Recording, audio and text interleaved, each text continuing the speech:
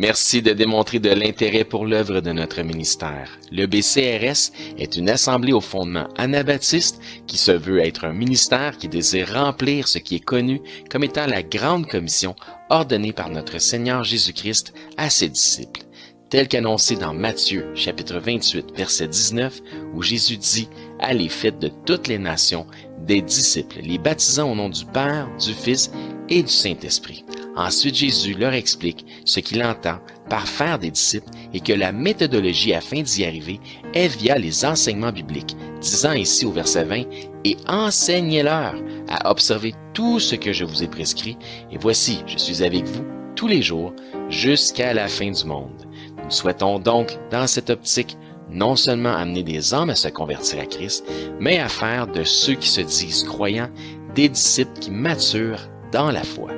Nous nous efforçons donc toujours, aussi dans cette optique, d'enseigner les Écritures selon une saine doctrine biblique, en suivant des règles de compréhension et d'interprétation strictes. Nous démontrons un immense respect, une entière révérence envers la sainte parole de Dieu, en nous assurant de ne pas lui donner des interprétations particulières, quitte à dénoncer les théologies et les hérésies malsaines qui sont, selon, des doctrines d'hommes. Si vous cherchez une assemblée qui peut vous amener à croître et à maturer dans la connaissance de la parole selon la simplicité de Christ, si vous acceptez et comprenez que parfois, afin de croître dans la foi, tout comme le Seigneur l'a permis pour son serviteur Job, il faut laisser à Dieu l'opportunité de renouveler notre entendement en nous confrontant à de nouvelles perspectives. Le ministère de l'EBCRS est probablement le type de ministère dans lequel vous pourriez trouver votre place. Nous vous invitons à nous rendre visite les dimanches matins à 10h30 sur la rive sud de Montréal, au 4405 rue Aurel à Saint-Hubert. Nous souhaitons que Dieu puisse vous bénir par ce message. Bonne écoute.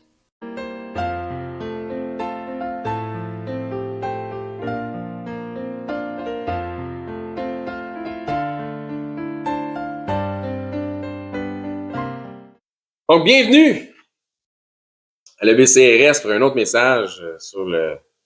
On parle du christianisme encore, dans les tournants de ce que ça vient. Qu'est-ce qui s'est passé? Qu'est-ce que c'est devenu? Pourquoi? Quelle ampleur ça a pris? C'est quoi qui s'est passé? Donc, c'est un 37e message sur ce sujet-là. Donc, avec les dernières études historiques qu'on a fait, celle-ci, donc plus celle-ci dont on va parler ce matin, je serais à même de remettre les morceaux du puzzle ensemble afin de comprendre comment l'Église catholique romaine, dans toute son autorité, est devenue cet empire religieuse. Encore une fois, hein, l'histoire de l'Église catholique romaine, l'histoire de la chrétienté, elle varie dépendamment de qui la raconte. Donc, si tu demandes aux Amérindiens pourquoi ils scalpaient, ben, si tu demandes aux colons que, tu sais, qu'est-ce que les Indiens faisaient, ils vont dire, ben, ils scalpaient, tu sais.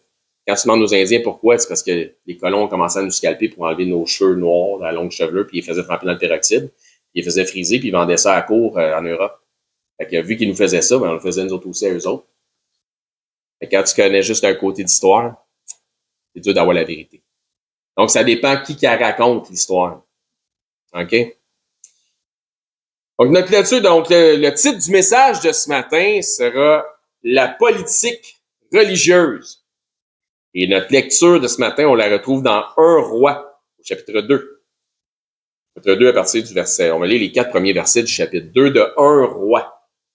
La politique religieuse. Donc, dans 1 Roi, au chapitre 2, on va voir le roi David qui va préparer sa succession royale. Donc, il prépare sa succession. David approchait du moment de sa mort et il donna ses ordres à Salomon, son fils, en disant «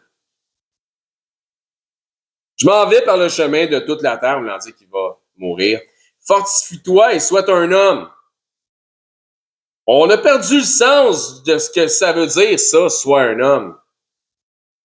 Ça représente quoi? Qu'est-ce que ça représente? Ça veut dire, aie du courage. Affronte l'adversité. Sois responsable. Aie de la foi. Élève les standards moraux.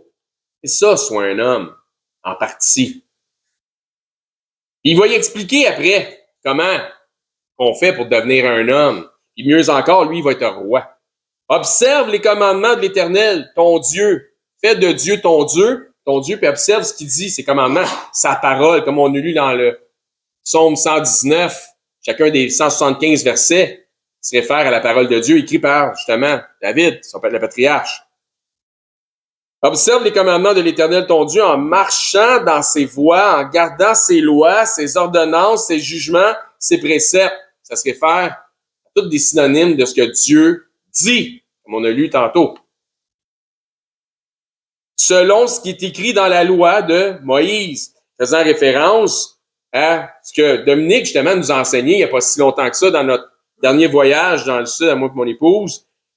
Donc, il faisait référence aux ordonnances que Moïse a données concernant lorsque Israël voudra éventuellement établir un Dieu sur eux, un roi sur eux, bien, il fallait que le roi suive certaines ordonnances.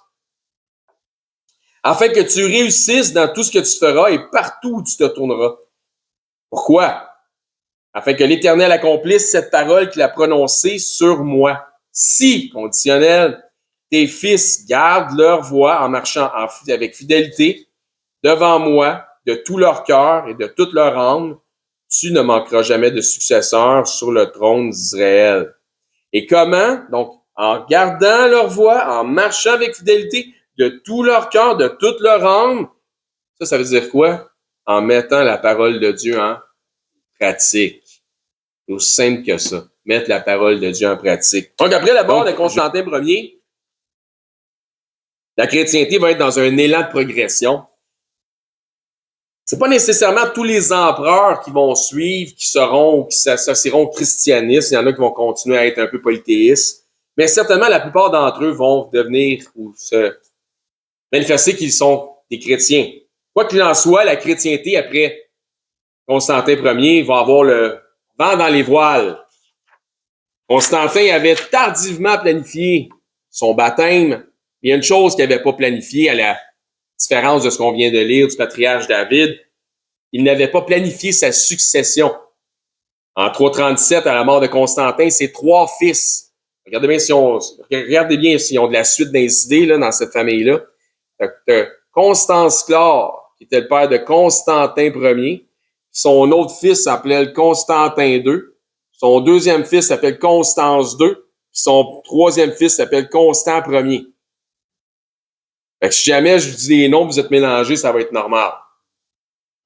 OK? Fait que après la mort de Constantin Ier, ses 3 fils, Constantin II, Constance II, Constant Ier, se proclament Auguste et se partagent l'Empire. Ben, il est mort, le roi est mort, vive les rois. Il va y avoir une sorte de guerre idéologique entre au minimum 2 des frères, ou si vous voulez, des demi-frères. Entre un d'entre eux va soutenir les idéologies arianistes, parce que c'était vraiment ça qui était dans sa région. Donc, Constance II. Et l'autre, tout au contraire, Constant Ier, se montre un fervent partisan de l'orthodoxie du credo nicéen.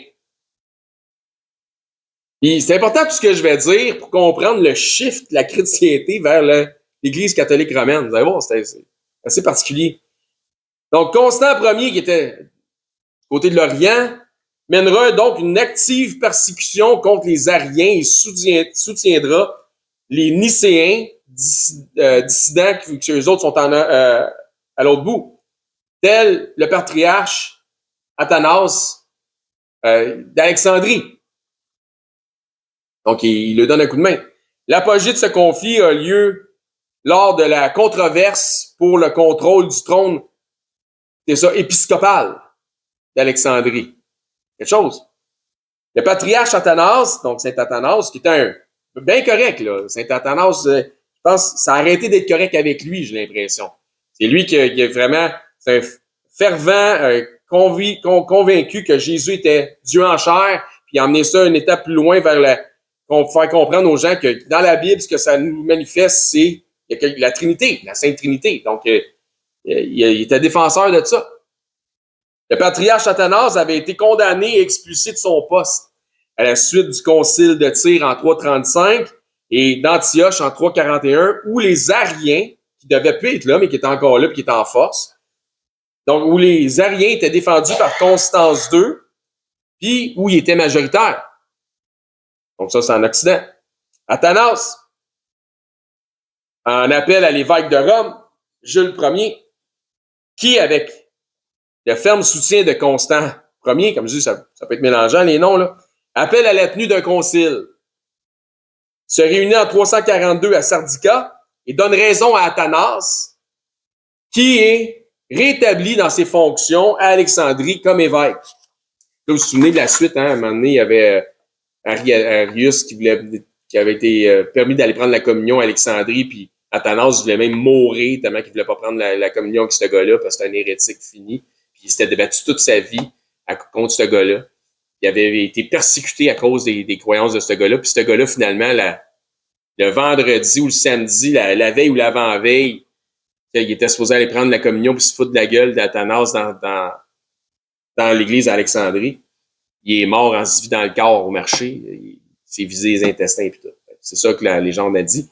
Mais je veux juste vous ramener un petit peu à l'histoire.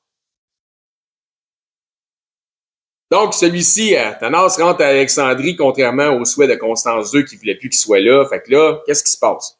S'en suivent des rapports très tendus entre les deux empereurs, parce que tu as un empereur qui le fait excommunier, ou si tu veux, qui le fait tasser puis qui l'envoie, qui est obligé de s'exiler. Tu as un autre empereur de l'autre bout qui le ramène dans ses fonctions. Il le défend. Fait que puis c'est deux frères ou deux demi-frères. Fait que là, il y a un petit rapport tendu. Toutes ces divergences manquent de conduire à une guerre. Donc, c'est une guerre qui va être idéologique, de pouvoir et d'une guerre de religion. C'est Caïn contre Abel. Pas plus compliqué que ça, ça ressemble un petit peu à ça. En 346, pourtant, ils s'entendent et ils s'accordent pour diriger chacun leur territoire comme ils l'entendent. Viens pas te mêler de tes affaires chez nous, je n'irai pas me mêler de mes affaires chez vous. C'est vraiment que ça s'est passé. Cela signifie qu'ils acceptent de mener chacun leur politique religieuse sans que l'autre ait rien à redire. Donc, l'arianisme reste en Orient, puis le nicénisme ou le christianisme nicéen va rester en Occident. C'est ce que je comprends. Qu'est-ce qu'on peut comprendre de ça? Constantin avait accompli beaucoup de choses politiques de son vécu. Il avait fait beaucoup pour le christianisme aussi. Il avait soutenu et financé le concile de Nicée en 325. Ça, c'est un tournant majeur, justement, dans l'histoire du christianisme. Mais il avait omis de prévoir sa succession et d'aviser ses successeurs de comment ça devait fonctionner après son départ. Il avait omis de laisser des instructions à ses fils. Ses fils vont continuer dans le christianisme, mais ils vont se diviser au niveau de la doctrine. À l'image de leur père, ils vont continuer à impliquer l'État dans la religion, d'où le titre de notre message de ce matin, la politique religieuse. Par contre, Constant Ier, un de ses fils, est celui qui applique davantage les règles et les lois qui sont en ligne avec les enseignements bibliques, c'est-à-dire des règles, des lois qui vont promouvoir les standards moraux qui sont associés au christianisme. Ce n'est pas une mauvaise affaire comme telle, en passant. Donc, il va rehausser les valeurs morales du pays. À l'image de son père, il se montre très déterminé à propager et défendre le christianisme et ses idées qui sont liées au christianisme. En 341, il fait un édit ou l'édicte où il renouvelle un édit qui est une interdiction de faire des sacrifices païens et de la pratique de la magie.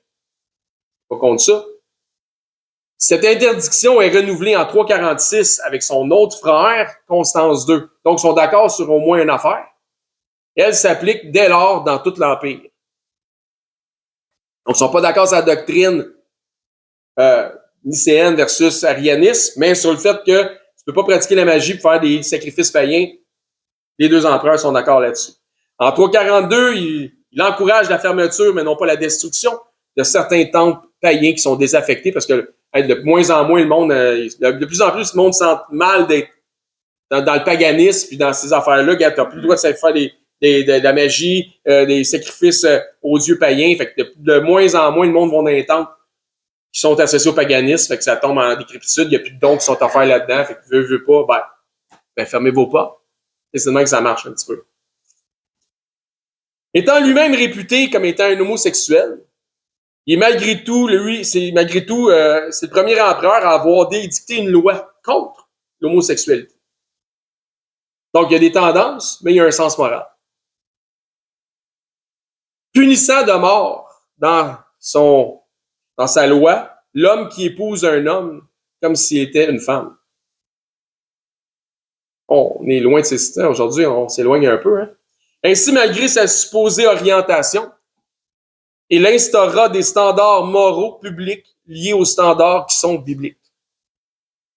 Il vivra supposément dans l'abstinence et décédera suite à un coup par un de ses chefs de son armée. Et il arrivera éventuellement un remplaçant de tout ce beau monde. Donc, on passe de la génération après Constantin, ses fils, donc aux empereurs suivants. Théodose Ier, il va régner comme empereur de 379 à 395. C'est lui qui qui va être le dernier empereur de la Rome unie, si vous voulez, de l'Empire romain uni. Il est descendant d'une famille qui est nicéenne au niveau des chrétiens. Donc, c'est ainsi qu'à cette époque, la différence est faite. Tu as les chrétiens nicéens, puis tu as les chrétiens arianistes. Tu vois? Je pense que cette partie-là, c'était pas pire. Les nicéens sont beaucoup plus orthodoxes. Ils sont à cheval sur les principes bibliques et doctrinaux, annonçant la déité de Christ et le concept de la Sainte Trinité. Ça, c'est les nicéens. Les arianistes, ils ne croient pas que Jésus est Dieu en chair, ils ne croient certainement pas à la Trinité. Tandis que, donc c'est comme les témoins de Jéhovah, un peu, ça on avait déjà parlé. Tandis que chez les arianistes, certains des laïcs qui sont là, qui vont assister dans les églises des arianistes, comprennent pas trop le fondement de leur assemblée, autre le fait qu'ils veulent servir le Dieu des chrétiens, puis d'aller là les dimanches, grosso modo. Un peu comme ceux de nos jours qui se ramassent dans des églises, des assemblées dites réformées, qui sont des calvinistes, et qui comprennent pas le fondement hérétique, la base de la doctrine des gens qui sont là et qui enseignent. Mais la musique est bonne, les gens sont gentils, le prêcheur parle de la Bible, puis ben ça me suffit. Un peu, c'est un esprit qui prévaut aujourd'hui. Si seulement les chrétiens avaient ce désir de mettre la parole de Dieu en avant-plan, au-delà des apparences de la piété de ceux qui les emmènent d'enseignement, au-delà des apparences de piété des prêcheurs. À une époque, malgré le concile de Nicée qui aurait dû sceller l'affaire, l'arianisme semble surpasser le véritable christianisme trinitaire, le christianisme à l'époque qui s'appelle le christianisme nicéen, mais éventuellement, grâce aux deux empereurs qui vont être contemporains, donc un d'un côté et un de l'autre, le christianisme nicéen deviendra celui de Rome. Puis, si vous continuez à me suivre, vous allez voir comment les choses progressent. On est dans l'histoire, là. Donc, après les fils de Constantin, Théodose Ier pour l'Empire romain d'Orient et Gratien pour l'Empire romain d'Occident, tous deux chrétiens pratiquent le christianisme nicéen. Boum! Tu as deux empereurs, puis là, tout d'un coup, tu n'en as plus d'arianistes dans l'Empire. Les deux empereurs sont nicéens tous les deux. Donc, ça va devenir l'unique religion officielle de l'État. Par l'édit du 28 février en 380, qui s'appelle l'édit de Thessalonique, qui précise et met la table pour l'Église catholique romaine. Écoutez bien ce que ça dit. Tous les peuples doivent se rallier à la foi transmise aux Romains. Donc, il parle de l'ensemble de Rome, hein? C'est ça qu'ils disent tous les peuples. Tous les peuples doivent se rallier à la foi transmise aux Romains par l'apôtre Pierre. C'est-à-dire la Sainte Trinité du Père, du Fils, du Saint-Esprit. La foi catholique trinitaire, telle que définie par le Concile de Nicée en 325. Ben, c'est pas, en 325, c'est pas la Trinité qui avait été mise en place, c'est la déité de Christ. Éventuellement, quand même, Saint Athanase, qui était le défenseur, qui avait donné ses documents, qui avait écrit à Alexandre d'Alexandrie ce qu'il fallait qu'il dise, puis comment il fallait qu'il défende le point de vue de la déité de Christ contre les Ariens, contre l'arianisme, lui a continué à cheminer quand il est devenu évêque à Alexandrie sur le concept de la Trinité, qui est un concept qui est biblique. En fait, il n'a rien inventé. La Trinité ou la déité de Christ, c'est pas quelque chose qui a été inventé, c'est quelque chose qui a été pris dans la Bible, qui a été annoncé ou expliqué C'est pour ça qu'on a besoin des enseignants pour nous expliquer les choses des fois qu'on ne comprend pas dans les Écritures. Il a fait une très bonne job là-dessus. Donc, catholique, hein? Donc, ça nous dit ça, hein? Ça dit la foi catholique trinitaire telle que définie dans le Concile de Nicée en 325. Catholique, encore une fois, à cette époque, près du 5e siècle, utilisée pour décrire l'Église institutionnelle, l'Église universelle, parce que c'est ce que le catholique veut dire, et non pas seulement associée à une appropriation typiquement romaine. Donc, il dit la foi transmise aux Romains, parle de l'ensemble de Rome, parce que c'est ça le monde dans ce temps-là, c'est le monde connu. Tous les chemins mènent à Rome, parce que tous les chemins partaient de Rome, ça allait quelque part, dans le monde. Autrement dit, les deux types se partagent le leadership de Rome, un pour l'Orient, l'autre pour l'Occident. Ils sont tous les deux de même confession chrétienne et ils vont s'allier pour se débarrasser du parasite de l'arianisme. Vous me suivez jusque-là? Parfait. Ainsi donc, via l'édit de Thessalonique, ce que dont je vous ai lu un peu la mention, la religion chrétienne trinitaire nicéenne deviendra officiellement la religion de l'État. C'est quoi le titre du message de ce matin? Politique religieuse. La religion d'État. En instaurant la religion chrétienne nicéenne en religion d'État, nous allons nous rendre compte qu'une autre métamorphose du christianisme va prendre place. Encore une fois, le terme catholique ne désignait pas une appropriation romaine, mais dans son édit, Théodose déclare que le christianisme nicéen est catholique et qui a été transmis aux Romains. Donc, il est, pour lui, dans le sens d'utilisation, c'est que c'est universel, c'est pour tout le monde. C'est bon? Tout le monde, de tous les peuples, devrait croire le christianisme nicéen.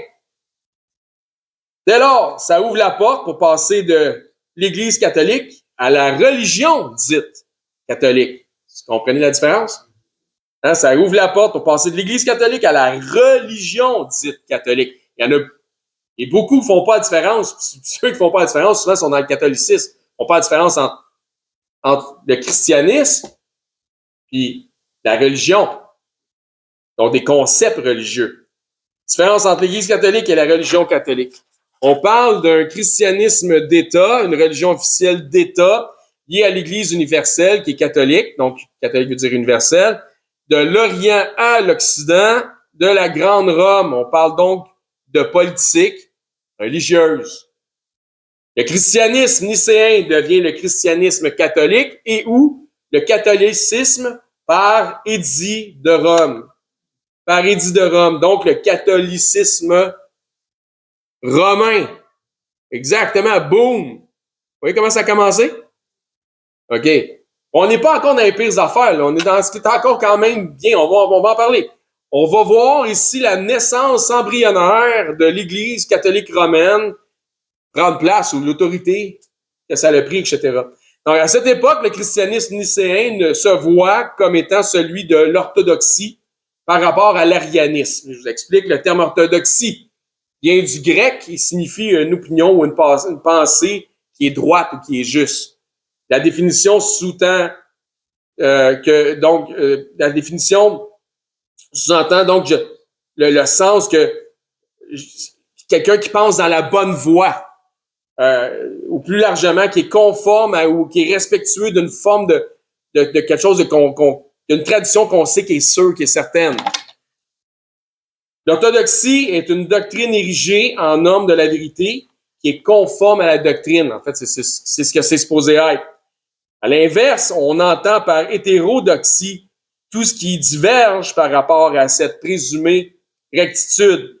Donc, ce qui la transgresse. Donc, on va pouvoir dire, on verra plus tard, mais je confirme que si on regarde l'Église catholique grecque, dite orthodoxe, fait plutôt, en ce qui me concerne, dans l'hétérodoxie et que l'orthodoxie. N'est-ce pas? Parfait. L'utilisation courante du terme orthodoxe est venue suite au concile de Nicée en 325. Tous ceux qui se penchaient vers la conclusion du concile, donc de la foi nicéenne, étant des orthodoxes, car selon l'établissement de la rectitude, on a décidé ça c'est l'orthodoxie. Si tu crois pas ça, t'es pas selon l'orthodoxie.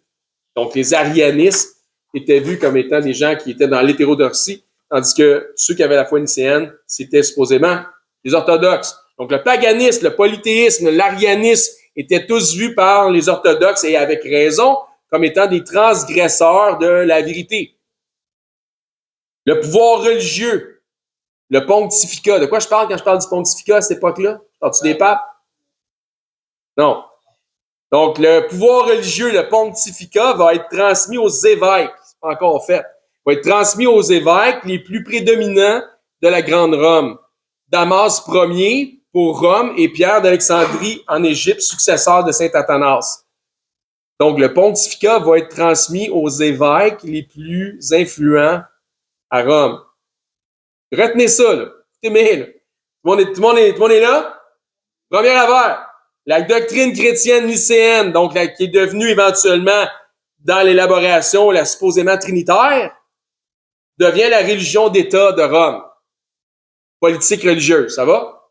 Deuxième affaire, elle se dit basée sur les enseignements de l'apôtre Pierre, pas Jean, ni Paul, celui qui nous... Pourquoi? Parce que c'est celui qui nous est décrit dans les évangiles comme confirmant à Jésus qu'il est le Christ de Dieu. Hein? Quand Jésus dit qui dites-vous que je suis? Tu es le Christ, le Fils du Dieu puissant, etc. Donc, il a dit, tu sois heureux parce que c'est mon Père qui t'a manifesté ces choses-là par le Saint-Esprit, etc. Donc, c'est pourquoi c'est dit que c'était transmis à Pierre. C'est juste ça à date, là. Troisième point, le pontificat. Ça, c'est quoi? C'est l'autorité religieuse qui est depuis des siècles réservée aux Césars et aux Augustes. Jules César a été Maximus Pontifex, donc Pontifex Maximus, pardon, je l'ai dit à l'envers.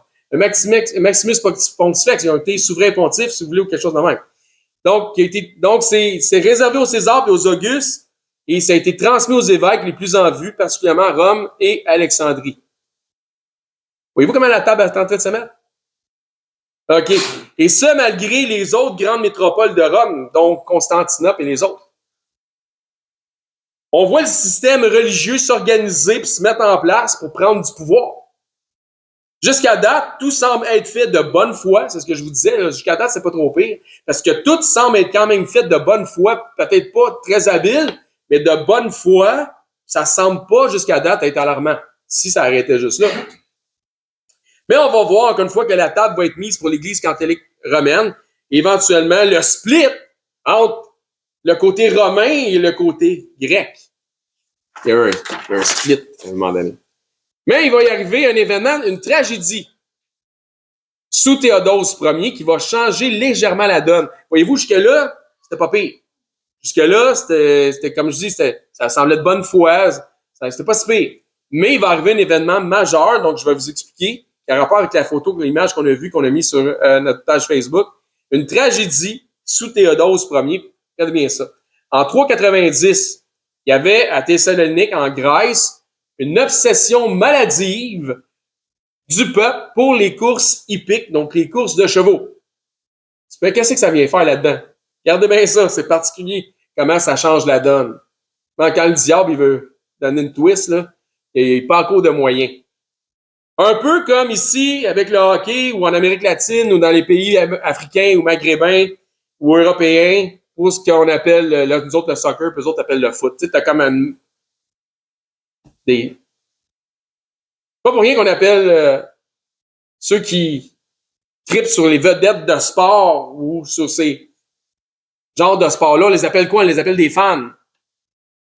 Parce que c'est le diminutif d'un mot. Est-ce que quelqu'un sait c'est quoi? Fanatique. C'est des fanatiques. Quoi qu'il en soit, des fans ou des fanatiques de courses de chevaux à l'hippodrome de Thessalonique, il y en a, puis il y en a une gang, il y en a en masse. Il va y avoir une guerre civile entre l'État et la religion de la course hippique. Allez voir, c'est pour ça que ça change la donne, c'est fou. Comme je le disais, en 390, il y a un aurige qui est comme un jockey, si vous voulez, mais qui est conducteur de char. Un aurige de grand talent avait été arrêté puis emprisonné pour le crime de l'homosexualité. Des fans de Thessalonique s'emportent et protestent. Éventuellement, puisque les Jeux devaient avoir lieu, les protestations s'accentuent Et les fans exigent la libération de leur grand favori.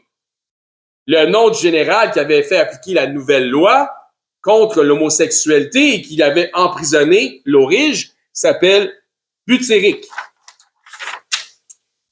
N'ayant pu obtenir la libération du jockey, les habitants de Thessalonique deviennent furieux et provoquent une émeute dans la ville. Plusieurs officiers sont tués à coups de pierre et Butéric perd lui-même la vie et son cadavre est traîné dans les rues. Fou, hein? Ben, tu sais, on voit des émeutes des fois pour des histoires de sport. On peut comprendre que c'est totalement possible. En apprenant cet acte, l'empereur Théodose Ier ordonne des représailles immédiates. Des soldats goths sont envoyés à Thessalonique pour punir les émeutiers. Bilan, 7000 fans seront massacrés. Et voici où cet événement change la donne. Parce que qu'est-ce que ça vient faire, ça, dans la religion, dans le christianisme? Regarde bien. L'évêque Ambroise de Milan, connu comme étant Saint-Ambroise, suite au massacre, excommunie l'empereur. Tu vois-tu ce que ça change la donne? Afin qu'il fasse repentance.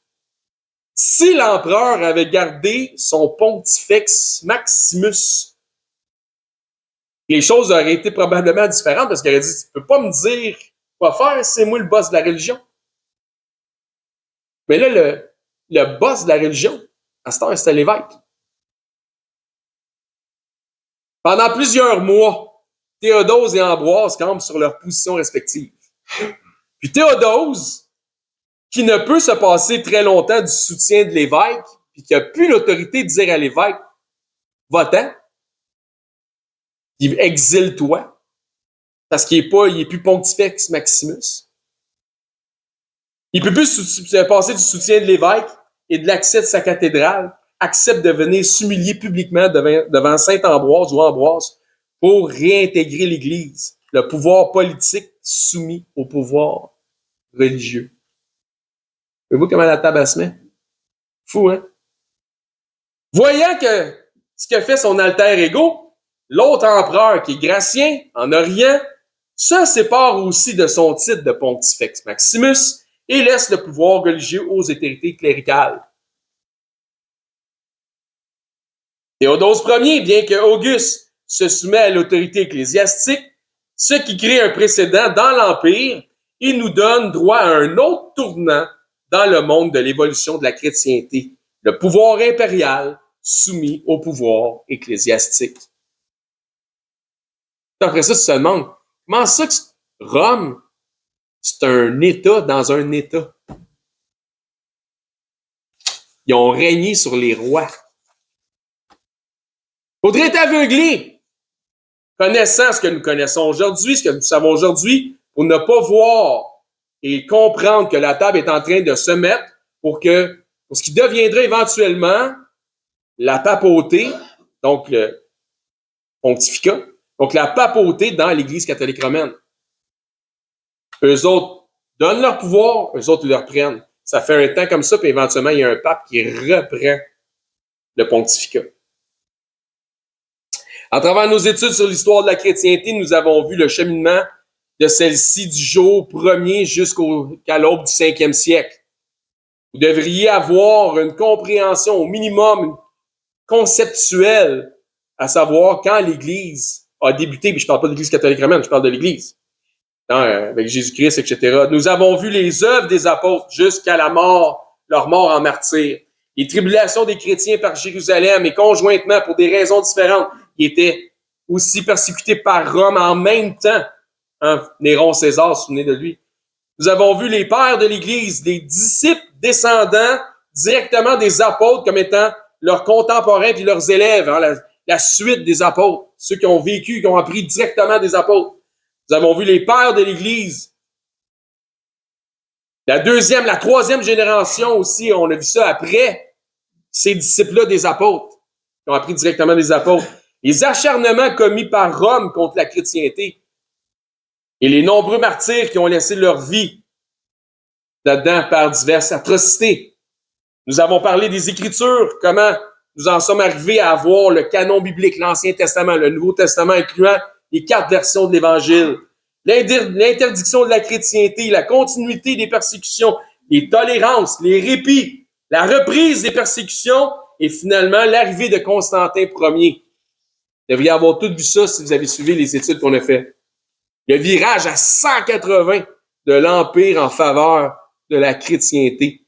L'établissement de multiples lieux de culte, le culte des reliques, les hérésies de l'époque, et donc, exemple, l'arianisme et le fameux concile de Nicée. Donc, on devrait avoir tout vu ça ensemble. On voit maintenant les tiraillements doctrinaux et l'implication de l'État dans les affaires religieuses et finalement, comment le pouvoir sera passé au clergé. Vous pouvez donc voir comment le pouvoir religieux de l'Église catholique romaine va se mettre en place. Vous pourrez aussi comprendre où ça a déraillé et comment ce qui devait être saint, S-A-I-N ou S-A-I-N-T dans les deux cas, est devenu malsain.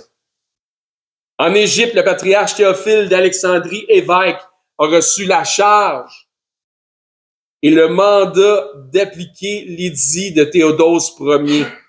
On parle ici d'un évêque qui a reçu une charge puis un mandat par un Auguste. On parle ici de politique religieuse. Les temples sont détruits, soit consacrés, soit qu'ils sont détruits, soit qu'ils sont consacrés aux églises et les statues des divinités païennes sont brisées. Parce que un Auguste a donné de l'autorité à un évêque. Fait qu'il part avec ça, puis il prend le mandat, il s'occupe de ça. On voit donc ici l'implication de l'Église par l'État dans la persécution du paganisme. Avant, c'est l'Église qui était persécutée par les païens. Là, c'est l'Église qui persécute les païens. Il s'agit encore une fois, de toute évidence, d'un revirement à 180 degrés. Théophile, avec l'aide des chrétiens et de l'armée provinciale, a détruit des temples, saisi des équipements et à l'origine d'affrontements sanglants entre païens et chrétiens. Incroyable. Il y a du monde à qui tu ne peux pas donner d'autorité. Ça ne le fait pas. Ils viennent fous avec ça. Exactement. Ils viennent fous avec ça. Donc, Théophile, comme je disais, à l'aide de chrétiens. Donc, il prend des chrétiens, imagine-toi. Puis de l'armée provinciale, politique religieuse, a détruit des temples, saisi des équipements et à l'origine d'affrontements sanglants entre des païens et des chrétiens. Ça n'a pas de sens. Il va éventuellement même jusqu'à s'en prendre à des adeptes. Tant qu'à passer du monde dans le tordeur, il va même jusqu'à s'en prendre à des adeptes chrétiens que lui qualifie d'hérétiques dans leurs différences idéologiques. Donc là, des chrétiens qui s'en prennent à d'autres chrétiens. Tu sais, on le sait tous là, que l'Église catholique romaine a brûlé du monde au bûcher. Là. Voyez-vous comment la table commence à se mettre? Là? OK, parfait. Il s'en est même pris en partie contre Saint Jérôme. On observe ici un débordement du mandat divin de l'Église de Jésus-Christ. Ce n'est plus, rendu là, c'est plus l'Église de Jésus-Christ. C'est plus Jésus-Christ qui est boss. Là. Ça marche pas, là. On observe ici un débordement du mandat divin de l'Église de Jésus-Christ, que notre mandat, c'est de prêcher l'Évangile, de faire des disciples, pas de tuer du monde. Et un précédent de violence qui s'échelonnera pendant des siècles via l'autorité sectaire de l'Église catholique romaine. Toujours sous Théodose Ier. Donc, tu as Théophile l'évêque, Théodose Ier. Celui-ci émet éventuellement un édit qui interdit aux païens l'accès à leur temple et toutes les cérémonies païennes. Imagine-toi là. Suite aux émeutes de Thessalonique en 390, fait que là, tu as les émeutes qui ont eu lieu en 390, tu as 7000 fans qui sont massacrés, puis tu as l'évêque Saint-Amboise qui dit ben, tu vas être excommunié ou tu vas venir te repentir. Il vient se repentir, mais il y a un as dans sa manche. Et ouais. Mais finalement, 4 ans plus tard, il dit il va interdire les Jeux olympiques antiques. Il va dire ben, finalement, le problème, c'était pas moi, c'était les Jeux. Fait qu'il n'y aura plus de Jeux. Fait qu'il n'y aura plus de fans. Il n'y aura plus de massacres. J'aurais plus jamais besoin je me ferai plus jamais excommunier à cause de ça. Fait qu'on va abolir les jeux, les fanatiques, les femmes. Fait qu'il fait un décret en 394 interdisant les Jeux olympiques antiques, accusant que les Jeux diffusent le paganisme. Je sais pas si vous avez vu les derniers Jeux olympiques, mais le gars, il avait pas tort. C'est quelque chose, hein? Vous savez à quoi je fais référence? Encore une fois, c'est de la politique religieuse. Par contre, c'est de la politique religieuse. Juste regardez ça. Donc, les Jeux olympiques seront rétablis en 1502 ans plus tard, en Grèce, soit en 1896. Ah, les Grecs! Hein? Épouvantable. Conclusion de notre message de ce matin. Rendu à ce point-ci de nos études historiques, vous pouvez voir ou percevoir comment la grosse machine de l'Église catholique romaine est venue au monde.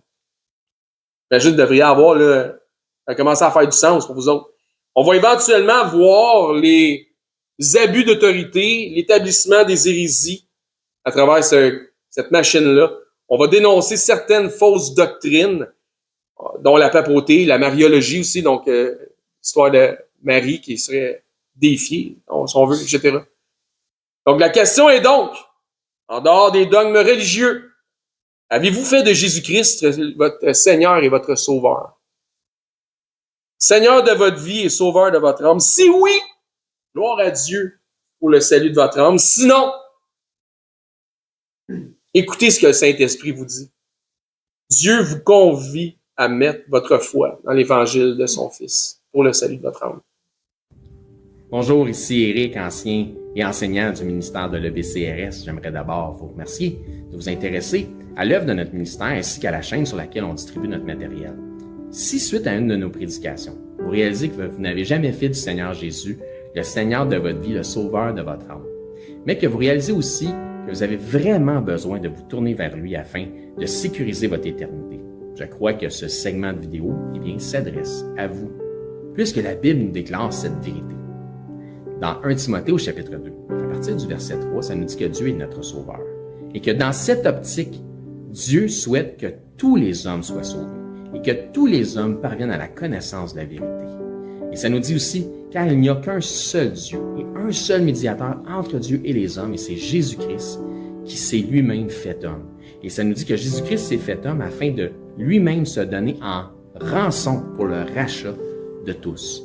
Jésus a dit en conversant avec ses disciples qu'il est le chemin, la vérité et la vie, et que nul ne vient au Père, c'est-à-dire à Dieu, qu'à travers la foi en Jésus lui-même. C'est la seule façon. C'est ce que Jésus exprime aussi en partageant l'Évangile avec un homme d'un certain âge qui se disait lui-même très religieux. Dans l'Évangile selon Saint Jean, au chapitre 3 et verset 16, Jésus dit à cet homme, « Car Dieu a tant aimé le monde, qu'il a donné son Fils unique, afin que quiconque croit en lui, donc met sa foi en lui, ne périsse point, mais qu'il ait la vie éternelle. » Donc la volonté de Dieu, notre Créateur, elle est claire. C'est que tous parviennent à la repentance en faisant le choix volontaire de croire par la foi le récit de l'Évangile de son Fils Jésus-Christ. Les informations qui nous sont transmises dans la Bible nous font comprendre que par nature, malheureusement, nous avons tous enfreint les règles de sainteté déjà établies par Dieu. Nous avons tous enfreint au minimum une des 10 lois, des 10 règles, des 10 commandements, mentir, prendre le nom de Dieu en vain, manquer d'honneur à nos parents, blasphémer, peu importe. Donc Dieu, dans sa perfection, qu'il ne peut renier, est 100% juste. Et puisqu'il est 100% juste, il doit nous juger selon la justice. Et comme nous sommes tous coupables de péché et de transgression, nous méritons tous notre sentence. Mais bonne nouvelle, parce que Dieu, dans sa perfection, est aussi 100% miséricordieux et souhaite faire miséricorde à tous. Donc, Dieu nous tend la main afin de nous sauver du châtiment qui est réservé aux transgresseurs de sa loi. Jésus nous explique qu'un endroit terrible a été préparé pour Satan, le chef des anges déchus, des démons, un endroit de flamme, de regret, de tourment, de souffrance, etc. Et la réalité de l'enfer que Jésus nous explique, les raisons pourquoi c'est si effroyable, et que tous les attributs de Dieu, ils sont absents, puisque c'est tellement éloigné de Dieu. Tandis que Jésus dit à ses disciples qu'il est allé au ciel, dans la demeure du Père, pour nous y préparer une place. Dans cette place, le paradis céleste, étant auprès de Dieu, au contraire de l'enfer, étant dans sa proximité, nous y retrouverons l'ensemble des attributs que procure sa présence. La joie, l'allégresse, l'amour, le bonheur, mais dans une proportion qui est inexprimable et incompréhensible pour les simples charnels que nous sommes présentement, dans une façon que les mots ne peuvent pas exprimer. La Bible déclare que le salaire du péché, c'est la mort, et non seulement la mort physique, mais aussi la mort spirituelle. Et que la mort spirituelle est une incapacité à avoir accès à Dieu. C'est une séparation d'avec Dieu. La Bible déclare dans Romains, chapitre 6, 23, que le salaire du péché, c'est la mort, mais que le don gratuit de Dieu, c'est la vie éternelle en Jésus-Christ, notre Seigneur. La vie éternelle est donc un cadeau que Dieu vous fait, qui est accessible pour tous, dans la mesure où chacun accepte de recevoir ce cadeau. Donc, tel un cadeau qui nous est offert, la réalité représente que nous n'avons pas d'effort ou d'œuvre à faire utile pour recevoir ce cadeau. Sinon, ça ne serait pas un cadeau, mais ce serait un dû. Ainsi donc, il n'y a aucune œuvre que nous pourrions faire pour nous racheter nous-mêmes de nos fautes, de nos transgressions ou de nos péchés que nous avons commis contre Dieu. L'œuvre utile pour notre rachat a été accompli par Dieu en la personne de son Fils Jésus-Christ lorsqu'il a pris notre place sur la croix. Ce qui a été entièrement confirmé aussi pour notre justification à la résurrection des morts après 3 jours et 3 nuits au tombeau. Ainsi donc, la Bible dit que pour être sauvé de la mort et de l'enfer, c'est-à-dire afin d'avoir la vie éternelle et notre place au ciel, il faut simplement mettre notre foi en Jésus-Christ, le Seigneur. La Bible dit « Crois au Seigneur Jésus et tu seras sauvé ». Mais croire au Seigneur Jésus, c'est important qu'on en parle. Croire au Seigneur Jésus a une signification, c'est simple, mais comme je dis, important. Cela signifie de croire par la foi dans le récit de l'Évangile de son Fils. Puisque la Bible dit que l'Évangile est la puissance de Dieu pour le salut de quiconque croit. Que dit donc cet Évangile, cette bonne nouvelle, puisque Évangile veut dire bonne nouvelle, mais Romains, au chapitre 10, nous en parle justement. À partir du verset 8, ça nous dit que cette bonne nouvelle, cette parole, est près de toi, elle est dans ta bouche et dans ton cœur. Or, c'est la parole de foi que nous prêchons. Si tu confesses de ta bouche que Jésus est le Seigneur et que si tu crois dans ton cœur que Dieu l'a ressuscité des morts, tu seras sauvé. Ça nous explique ensuite, car c'est en croyant du cœur qu'on parvient à la justice et c'est en confessant de la bouche qu'on parvient au salut, selon ce que dit les Écritures. Quiconque croit en lui ne sera point confus. Il n'y a aucune différence pour quelque nation que ce soit juif ou grec, puisque tous ont un même Seigneur qui est riche pour tous ceux qui l'invoquent. Car quiconque invoquera le nom du Seigneur sera sauvé. Il ne s'agit donc pas de réciter une prière selon une formule toute faite qui fait la différence, mais bel et bien de mettre sa foi dans le Seigneur Jésus-Christ. Si vous croyez que Jésus-Christ, Dieu le Fils, le ressuscité, est Seigneur et que vous acceptez d'en faire le Seigneur de votre vie, ainsi il devient instantanément aussi le sauveur de votre âme. Si tel est votre cas, gloire à Dieu, vous faites maintenant partie de son troupeau. En tant que nouveau disciple, ce qui est important maintenant, c'est de vous trouver premièrement un enseignant qui enseigne la vérité de la parole de Dieu. Et joignez l'assemblée où cet enseignant œuvre afin d'avoir part à l'amour des frères et de la famille en Christ. Si pour nous vous êtes local, c'est-à-dire par exemple 2 heures de transport et moins, eh bien venez nous voir, ça va me faire un plaisir de vous recevoir et nous pourrons parfaire votre éducation spirituelle selon une saine doctrine des Écritures. Donc c'est là-dessus que je vous dis, soyez bénis et je l'espère, à bientôt.